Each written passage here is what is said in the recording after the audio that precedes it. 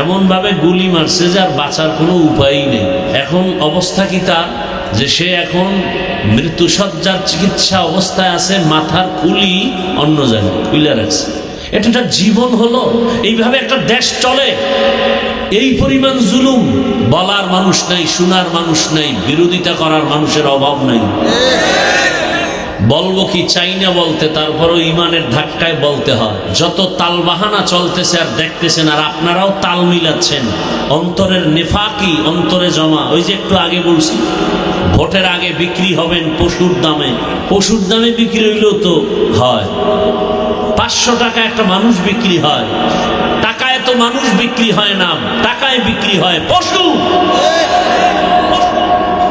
অথচ 500 টাকায় বিক্রি হয়ে যাবে একটা ভোটের জন্য। কে বলবে এই কথা, কে শুনবে কথা, কে মানবে কথা? দুনিয়া বড় কঠিন, কত কল্পনা, কত জল্পনা।